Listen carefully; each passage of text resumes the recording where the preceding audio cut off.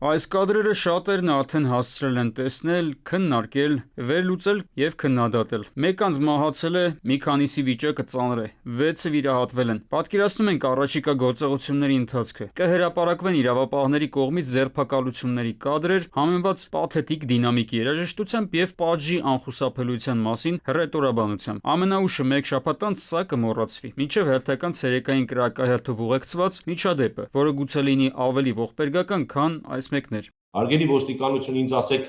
ինչու եղավ այս դեպքը, ինչ էիք անում, որ չաշխատեց, կամ կարող արել եք ավելին, քան պետք էր, ինչ մեթոդ ես փոխելու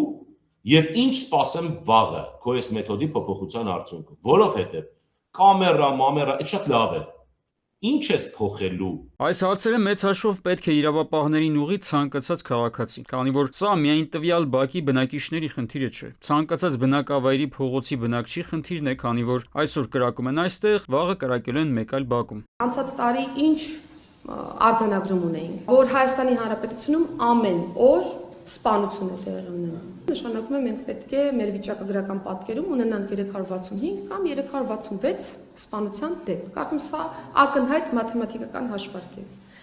Եվ եթե մենք վերլուծում ենք սպանությունները, նկատում ենք, որ 2025 թվականին Հայաստանի Հանրապետությունում հաստատված սպանությունները 50-ն են։ Խնդիրն այն է, որ երկրում բավականին շատ են իրավապահները, ամեն քայլափոխի կարելի է տեսնել ոստիկանի։ Բարձրացել է նրանց աշխատավարձը, զինված են նոր զենքերով, վարում են նոր մեքենաներ, ունեն նոր հագուստ, վերապատրաստվել են։ Ոստիկանության բյուջեն է էականորեն աճել, բայց մարդիկ չեն տեսնում այս ամենի ուղղակի արդյունքը՝ անվտանգ միջավայր է։ Ինչով է զբաղված ոստիկանության օպերատիվ համակարգը։ Մեր մեջ մտած է, որ օպերն է հետախուզական աշխատանքով տեղեկատվություն հավաքում, իրականում թաղայինն է պիտի անի դա։ Այսօրվա տերմինաբարությամբ համայնքային ոստիկան, ոչ մի կամերա,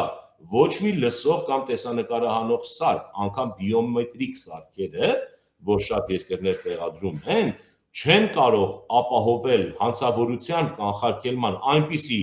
արդյունք, ինչպիսին կարող է ապահովել ոստիկան բնակիչ շփումը։ Վերջին շրջանում տեղի ունեցած ցանկացած այսպիսի միջադեպից հետո տեղեկություն է տարածվում, որ տվյալ պատմությունն ունեցել է տարիների հետք, այսինքն կոնֆլիկտները ձգվում են տարիներ, խորանում են եւ հերթական բախման հետևանքով հանգեցնում այրումնահեղության։ Արարատի ոստիկանությունից մենք զանգ ստացել ենք, օրինակ էլի Արարատի կարող է բանաձոր չլինեմ, որ մեր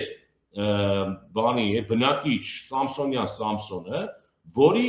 վարքը վերջի շաբաթներում շատ տարբեր է, ունի իմպուլսիվություն, եւ այս անսովոր վարքի վերլուծությունը պիտի բերեր նրան, որ այս մարդը ինչ-որ բան է պլանավորում։ Եթե համայնքային ոստիկանությունը ճիշտ է գնահատում ինֆորմացիան, սա ռիսկի գնահատման, հետո դրա կառավարման գործընթացն է։ Այս համապատկերը դարձյալ բերում է հետազոտության, վերլուծության եւ տվյալների հավաքագրման կարողություններին, որոնք իրավապահ համակարգը կամ չունի, կամ այդ կարողությունները բավականին թույլ են։ Աչափնյակ համայնքում որտեղ կամ բազմաթիվ կարող է լինել բազմաթիվ թեժ կետեր, օջախներ, որտեղ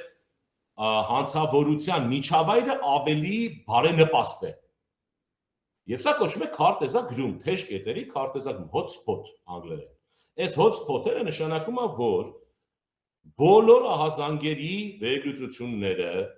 պետք է վերլուծվեն այդ ահազանգերը։ Կա կարծիք, որ իրավապահ համակարգը այս պահին բառի բուն իմաստով ռեսուրսների խնդիր ունի։ Այսինքն առաջին հայացքից տպավորություն է ստեղծվում, որ իրավապահները շատ են, բայց հարցը ոչ թե քանակին, այլ որակին է վերաբերվում։ Համակարգը նախորդ տարիներին լքել են մեծ թվով պրոֆեսիոնալներ։ Մյուսներն էլ կամ չունեն անհրաժեշտ գիտելիքներ, կամ էլ քաղաքական ենթատեքստ պարունակող գործերով են զբաղված։